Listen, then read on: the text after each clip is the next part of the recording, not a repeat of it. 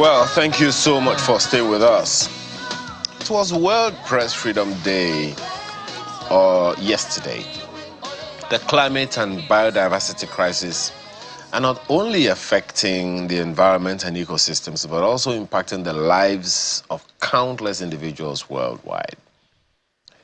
Their stories of turmoil and grief deserve to be known and shared. While not always picturesque, these narratives can even stir discomfort. Yet it is through awareness that change becomes possible. It just so happens that that is the focus of the World Press Freedom Day this year. So on this occasion, UNESCO launched this Story Must Be Told campaign, spotlighting the contributions of journalism and photojournalists in unveiling stories that deserve to be told. But while that is ongoing, one of the major focus of the World Press Freedom Day for some practitioners, particularly the Nigerian Guild of Editors yesterday, was the state of press freedom in Nigeria. To have this conversation with us this morning, Uwugiaren joins us. Dr. Uwugiaren, who is the National Secretary of the Nigerian Guild of Editors, he joins us virtually. Thanks for joining us this morning, Dr. Uwugiaren. Well, perhaps let's begin with some kind of introduction to the conversation. Do you think, generally speaking, historically as well, Nigerians understand the plight of the press that bring them the information that they use every day? Like you said, Nigeria as a country has a long history of unpleasant, press freedom violation. And if you look at it from the days of the military era to the present situation we find ourselves, it appears that many Nigerians don't even appreciate, the risk that journalists, pass through, to provide them with reliable and credible information that they need, to take decisions on a daily basis. I said most of Nigerians, not all. Yeah. And that is why sometimes when journalists are arrested or attacked or detained, there is no enormous support and solidarity from Nigeria, to condemn the action against journalists. Doesn't that therefore give the impression that people don't really understand the role that the media should play in a democracy? Well, there are so many reasons behind it. The part of the responsibility of journalists or the media, is to expose corruption, is to expose bad behavior, and these people who ought to appreciate what the media is doing are also affected by the work of the media. Take, for example, the politicians or the government officials. Of course, the provision of the Constitution, Section 22, that the media shall at all times hold public officers accountable to the people. So while the media is going about looking for the story that the public officers, the politicians are trying to suppress in order to expose them, most people don't feel comfortable with that. And so when journalists are arrested or attacked by the government officials, and the response from the public is good for them. That serves them right. Not because they don't know that what the media is doing is in line with their constitutional responsibility. It is just because they are not happy with what the journalists are doing. Well, it's not peculiar to Nigeria. It's a global issue. Well, it's interestingly, let me quickly segue into the theme for the celebration this year, according to the United Nations, a Press for the Planet. Generally, okay, maybe I should ask it this way. There are what's recognized as environmental crimes, and then there are issues that journalists should give attention to, but unfortunately, they are not able to give attention to them because there are several other issues. Issues of insecurity, issues of political manipulation, issues of corruption. Those other issues tend to take away the focus from environmental issues as far as the perspective of journalists and perhaps even editors are concerned. How significant is that for you? Well, if you look at the environmental crisis today, the crisis enveloping the ecosystem, it also affects millions of people around the world. It's like saying that what affects the environment also affects virtually everything. For you to be able to practice a robust journalism, you need the enabling environment. And for you to be able to do so many things, so you must have the conducive environment. So I'm not surprised that this year the UNESCO decided to coin the yesterday Press Freedom Day as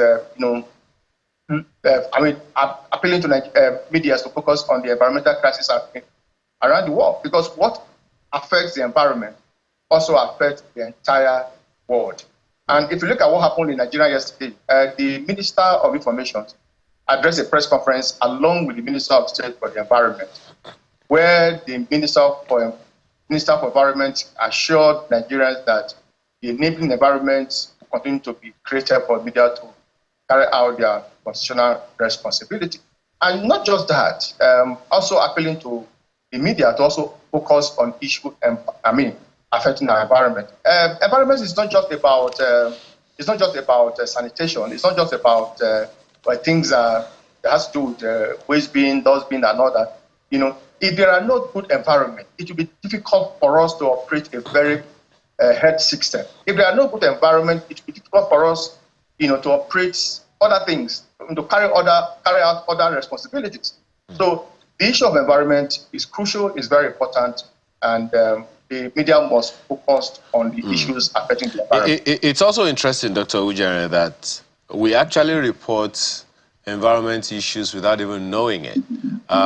For instance, issues around illegal mining, issues around pollution of the environment, they are environmental issues that we don't even know that to report. But something else about press freedom or press practice in Nigeria, of course, it's not just limited to Nigeria, it's a global phenomenon as well, is that of fake news and uncertified journalism that is ongoing, particularly in the social media space and the rest of that. Now, how do you, as a body of self-regulators of the industry, deal with that kind of thing? One of the things that has been said over the past 10, 15 years is that the press doesn't break the news anymore.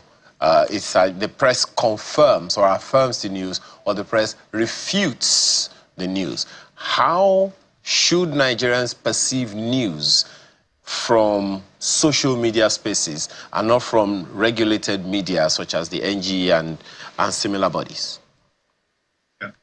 Yeah, like the president of the Nigerian Guild of Editors said yesterday, the issue of fake news, is not a Nigerian problem. It's, like you said, is a global issue. And if you look at the EU report last year, fake news, the economic system of the EU, suffered almost about 450 million euros, affecting the economy as a result of fake news. And the whole world is paying attention to it and looking for a way to solve the problem. But in an attempt to solve the problem, we must not criminalize the issue, because it has the digital space also has its own usefulness, it has its own advantage. But we must look for a way to regulate it. We must look for a way to tackle it. Now, if you look at the definitions of the mass media today, it's not just about television, radio, newspaper, and magazines. It also affects the online and digital space. So most of the issues that we are dealing with, the issue of fake news, has to do with the digital space, not the legacy media. And the the federal government, the state government, the professional body like Nigerian Guild of Editors are concerned, and we believe that we should find a way to regulate it. In doing that, we must not also criminalize the digital space. Just about a few days ago, the National Security Advisor, No Rebut, was saying that the federal government must find a way to implement, the issue of cybercrime, fully. Nobody's against that. But in doing that, we must not use it as an opportunity to also suppress opposition views. We must not use it as an opportunity to suppress freedom of expression or media freedom or independent press. So, but there's something wrong with finding a way to regulate the digital space, so that the issue of fake news can be dealt with. If you look at other advanced democracies around the world, and they are looking for professional way, to detect fake news. There are software you can use to detect fake news now. I'm sure in your newsroom, you have a way of fast-checking information, whether they are right or whether they are wrong, before you put it on air. So we must look for a professional way to tackle the issue of fake news, rather than making an attempt, to criminalize the digital space. I quote, "This story must be told," but I don't think that the general public appreciates what some journalists have to go through to bring them these stories that have to be told. So my question, therefore, is, what are the biggest threats that journalists face all around the world? Now, if you go back and check the reports of the Reporters Without Borders, it's a global non-governmental organization, that is interested in looking at press freedom violations around the world. Now, if you check that 2023 report, it's there. They said Nigeria is one of West Africa's most dangerous and difficult country for journalists to operate.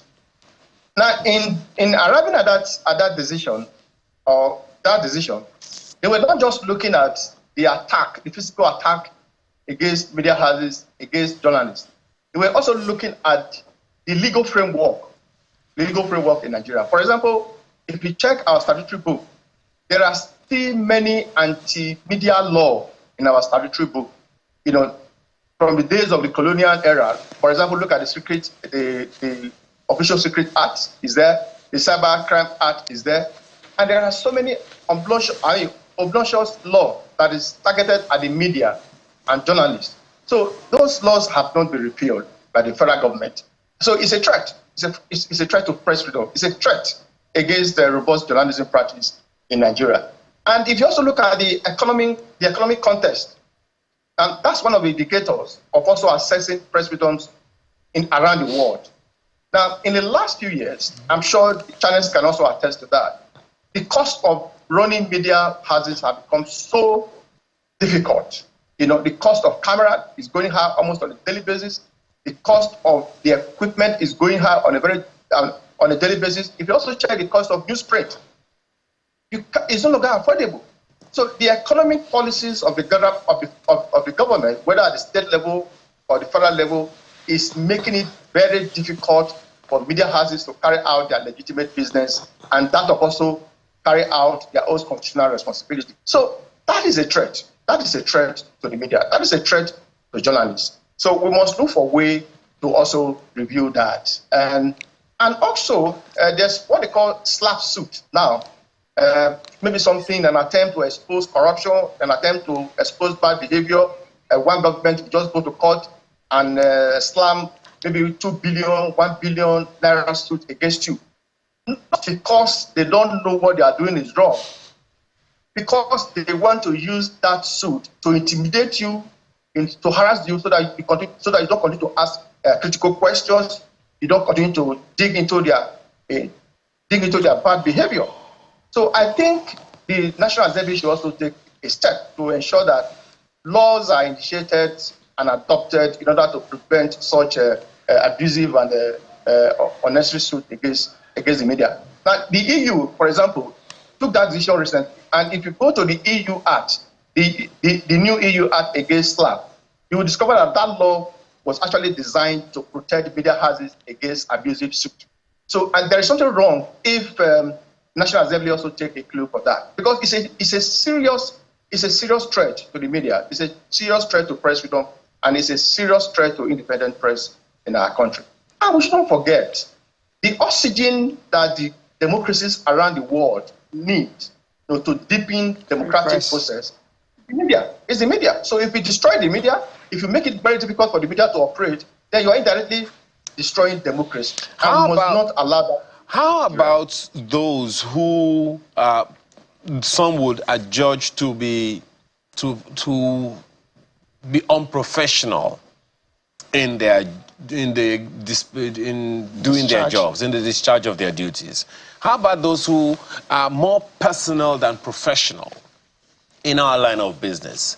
How about those who focus on the issues around a particular individual that has little to do with his official deliveries? How about that?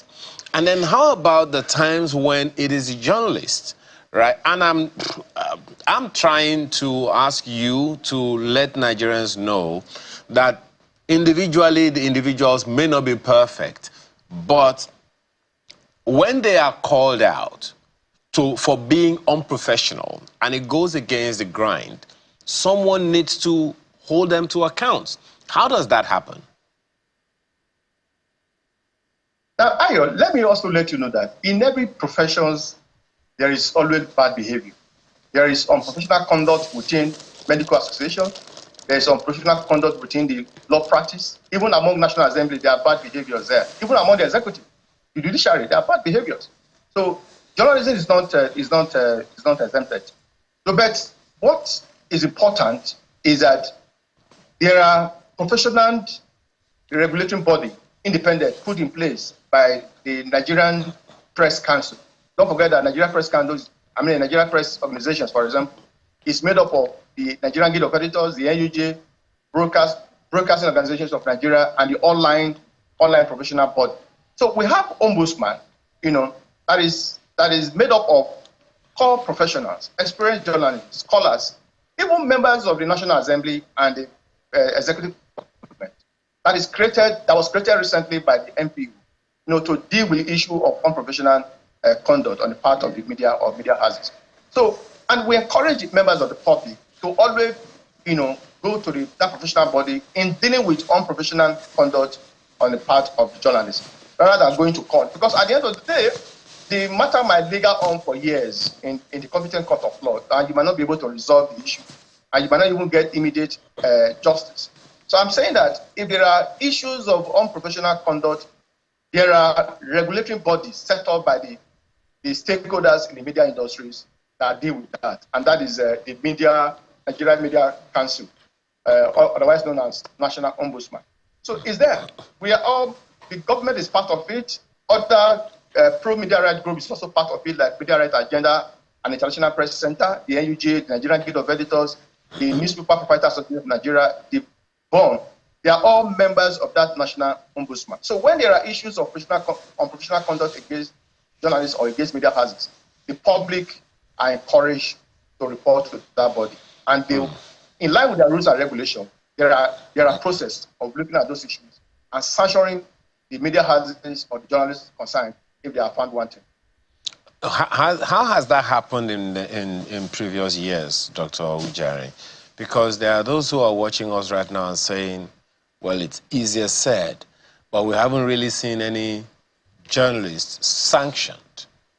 We haven't seen the NGE, for instance, come out and say, okay, social journalist or social editor did something that was untoward, was unexpected, and consequently, this is what has been done. This is the disciplinary action that we have done as a self-regulating body, ourselves.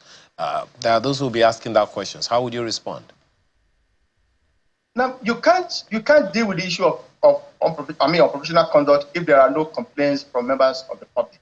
Now, don't forget that the body I'm talking about was created late last year and is there. And I can tell you that one or two cases has been referred to that body, and the issue was dealt with accordingly. Now, before that body was set up, Even among the media houses, I'm sure Ayo, you also agree with me. There are some journalists, maybe within channels organizations, that were involved in one way or the other, that has been sacked or sanctioned by the media organizations. We have seen a situation where editors were sacked for bad behavior within the media organizations. We have seen several reporters fired for unprofessional conduct. The members of the public might not know this, but there are internal mechanisms of dealing with this bad behavior that we are talking about within the media. For example, I work in an organization. I work for Daisy and Arise TV. We don't tolerate this kind of unprofessional misconduct. Whenever we notice them, whenever they have found one thing, we deal with them accordingly. And many of reporters and some editors have been sacked for this kind of bad behavior. So, and likewise, other media organizations. So the members of the public might not know this. But I'm using this opportunity to let them know that on the part of the MPO, there is a professional body that is charged with the responsibility of dealing with bad behavior. And once they notice that, they should not hesitate to report that unprofessional misconduct to that body. And that body is headed by a renowned and thorough, very ethical journalist. I'm talking of Emeka Ezeze, who was former managing director of the Guardian newspapers. And we also have scholars from academics. We also have people from MBA, a member of that is also a advocate of Nigeria. We also have the chairman committee on information from National Assembly as members of that committee. We have the likes of Larry Dowu. These are ethical journalists who don't tolerate bad behavior. So we also have somebody like Professor Chinyere Okuna, who is a renowned scholar. So they are members of this professional body that we are talking about. So whenever they notice bad behavior, members of the public should not hesitate to report that conduct to that body. And I can assure them that the issue will be resolved as quickly as possible. And if the reporters or editors or media houses affected are found one thing, they will be dealt with according to the regulations set up by that body. Okay. Were there any activities to celebrate World Press Freedom Day? Yes. Yesterday, I'm sure Ayo was there. Ayo moderated one of the events. It was an event organized by SERAP and Nigerian Guild of Editors, that took place in Lagos yesterday. And we used the opportunity to also highlight the challenges that the media organizations are facing. We also use the opportunity to also highlight the issues around press freedom, the attack against journalists.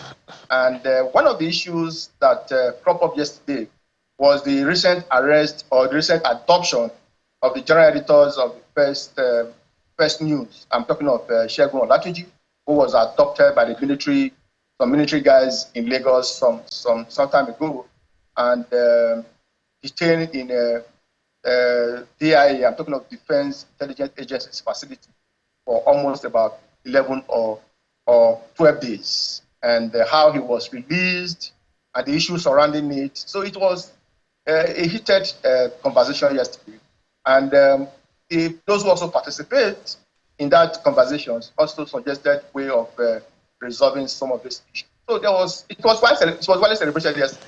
In Abuja, there were several non-governmental organizations like the Media Rights Agenda, the International Press Center, that also organized a similar activity yesterday to mark the World Press Freedom. Not just non-governmental organizations, even the federal government, the Minister of Information and the Minister of Environment also organized an event yesterday to also mark the World Press Freedom Day. So gradually, the world, the members of the public, are beginning to appreciate what the media organizations around the world are doing in the interest of good governance, in the interest of human rights, in the interest of democracy. And yesterday, we paid tribute to journalists who are facing persecutions as a result of their work.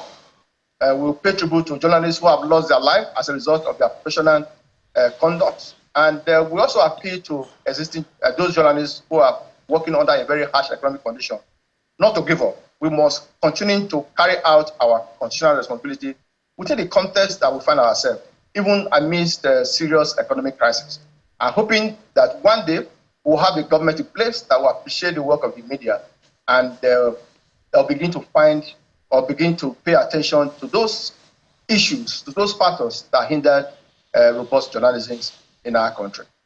Just before we go, I just want to throw in this question regarding the freedom of information, which is now a law in this country. How well is that working? Has it made the journalists' work any easier? There are several research that have been conducted, which gave the indication that journalists, editors are familiar with this law. I'm talking of the Access to Information Act that was signed into law by former President Goodluck Jonathan. And so we are aware of this law. But there are critical issues that is making it very difficult for journalists to make use of that law, to enhance their reporting, to enhance their investigative journalism.